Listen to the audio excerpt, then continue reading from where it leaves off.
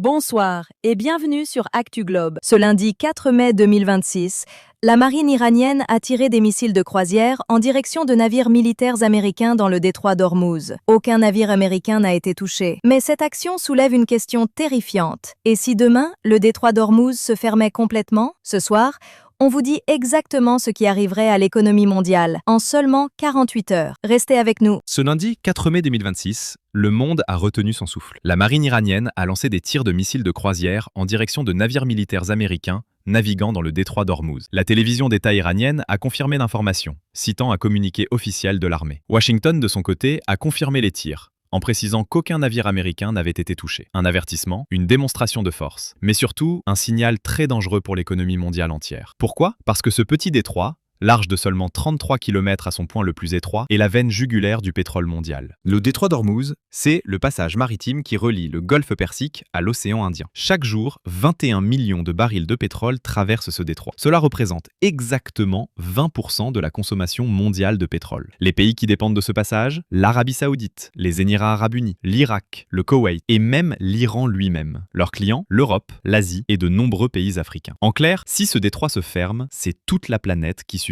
Alors concrètement, que se passerait-il si le détroit d'Ormuz se fermait demain matin? Heure 0. L'annonce tombe. Le détroit est bloqué. Les marchés financiers mondiaux ouvrent dans la panique. Dans les premières heures, le prix du baril de pétrole s'envole. Les analystes estiment qu'il pourrait dépasser 150 $ le baril en quelques heures seulement, contre environ 70 $ aujourd'hui. C'est le double en quelques heures. 24 heures après, les stations-service commencent à anticiper la hausse. Les prix à la pompe grimpent. En Europe, en Afrique, en Asie, partout où le pétrole est importé. Les compagnies aériennes suspendent des vols. Le kérosène devient trop cher. Les transporteurs routiers ralentissent leur livraison. Pourquoi? Parce que le carburant coûte trop cher. Les supermarchés commencent à ressentir les premiers effets. Les prix des produits qui nécessitent du transport augmentent. 48 heures après, c'est là que ça devient vraiment grave. Les pays africains qui importent leur pétrole raffiné commencent à voir leurs réserves baisser. L'inflation repart à la hausse partout dans le monde. Les banques centrales sont en réunion d'urgence. Le FMI et la Banque mondiale lancent des alertes. Les bourses mondiales s'effondrent. Et tout ça à cause d'un seul détroit. 33 km de large, le point le plus stratégique de la planète. Mais revenons à aujourd'hui. L'Iran n'a pas fermé le détroit. Il a tiré des missiles d'avertissement. C'est une technique bien connue en géopolitique. Montrer sa force sans déclencher une guerre ouverte. L'Iran sait très bien que fermer le détroit serait un acte de guerre contre le monde entier. Même ses alliés ne lui pardonneraient pas. Mais ces tirs envoient un message très clair aux États-Unis et à leurs alliés. Nous contrôlons ce passage. N'oubliez pas qui nous sommes.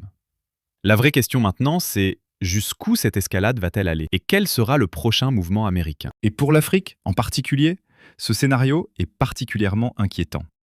La majorité des pays africains importent leur pétrole.